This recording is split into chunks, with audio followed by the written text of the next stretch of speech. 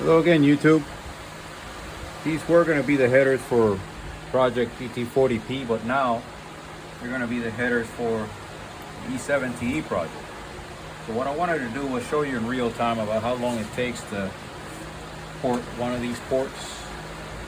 All we're really doing is porting the flange, and then we're necking it down to the tube, because if you try to port this flange all the way to the same size as the tube, plus the bolts go through here and these are dimpled on each side. If you try to do that, you're gonna have to end up welding it. Another thing is there's no way you could do it. You'll just break through the tube itself. So this one is completely done, and I'll give you the measurements when I'm done here. The measurement for the stock one is this size. So as you can see, you got quite a bit of entry going in. I mean, it stops right there, but it'll be smoother when it goes in at least. So will it increase horsepower? Maybe. Maybe not. We're hoping it does. We raised the roof on it. Of course, everything that I have, that I do videos on, the roof is at the bottom and the bottom's at the top. So you gotta bear with me. This is the best way that I could port them, upside down. So I have a vacuum cleaner hooked up to the end so you don't get any shards in your eye. And I wanted to show you guys the difference between the stock one and this one. This is a stock size. I don't know if the camera can pick it up. But this one, I have this one almost done. So I'll finish this one, and then you can have an idea on how long it's going to take you to finish these ports. I tape the runners. That way, each specific runner, the vacuum has the ability to suck all that metal in there and it doesn't go into your eye. I'm still wearing eye protection, but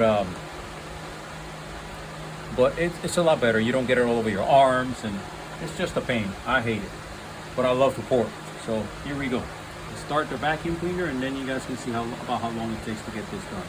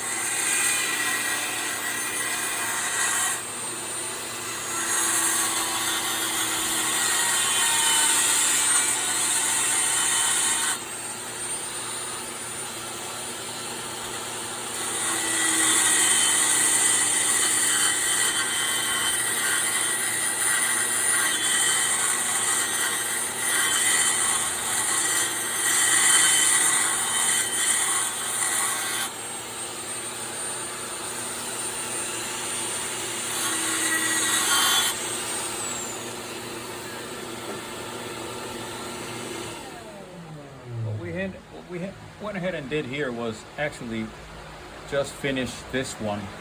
I still have to go ahead and radius it a little better, but I'll show you on the flange. Let's get that metal out of there.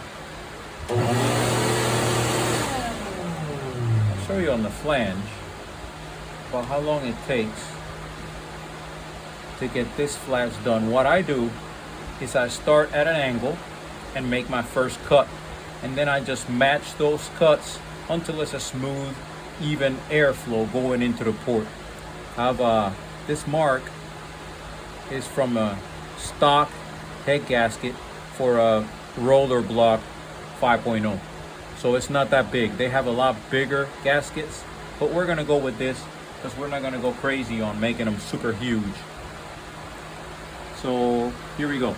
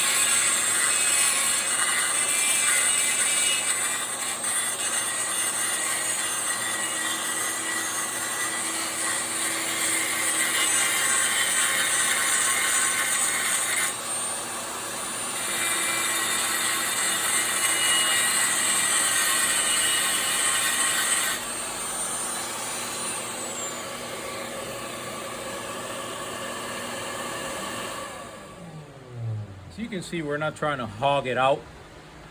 All we're trying to do is radius the entry in there and then make it as close as possible to the tube. That should get us a little more CFM. And now all we have left to do is use one of these sanding rolls just to make sure everything is evenly ported going all the way in. So we'll go ahead and do that now.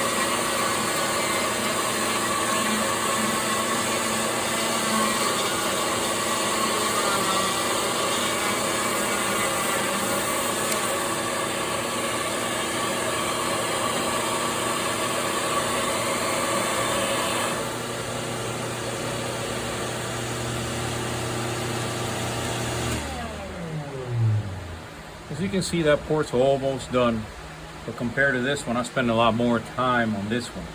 So you just keep spending as much time as you want with that sanding roll, or you can do some more carbide on it. Keep the speeds on your die grinders low.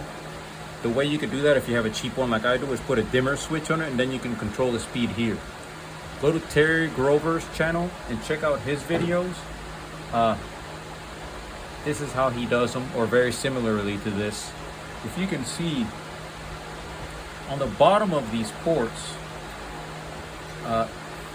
they're not exactly the same. This one has a big bump here, and it seems to curve up higher than the rest. They're not. They didn't really take care of these things from the factory as well as they should have. BBK didn't. BBK is a good company. But for whatever reason, these headers were, matter of fact, let me get the stock one so you can see the difference. So here is one that I have not ported. As you can see the mark there where the gasket was. It's not been blended at all. It hasn't been blended at all. It's pretty nasty the way the entries are. Here we go. We got about, let's go a little smaller with this.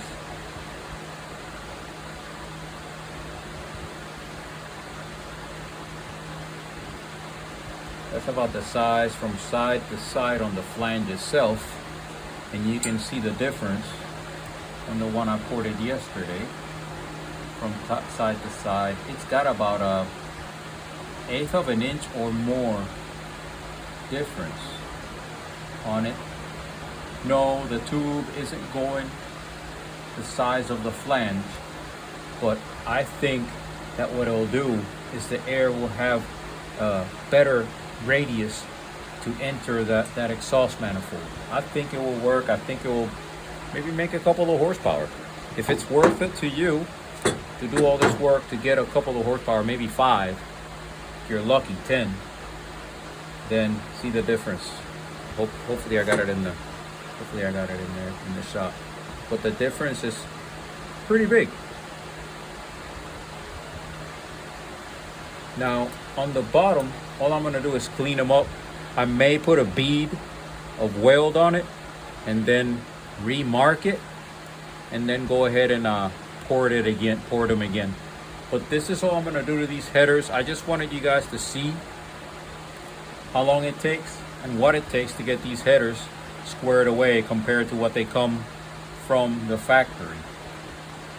This is a lot better job in my opinion. They look a lot better. I think they will flow better. Another thing, that's pretty much it really. If you guys have any questions or comments, just leave them on there and let me know what you think. What could be done better in your opinion, and just let me know. I appreciate you guys watching these videos. Stay tuned. We're doing the E70E project and the GT40P project, and what we're trying to do is get this thing to run hard, both of them. We'll see how it goes. Thanks for watching, everybody, and have a nice day.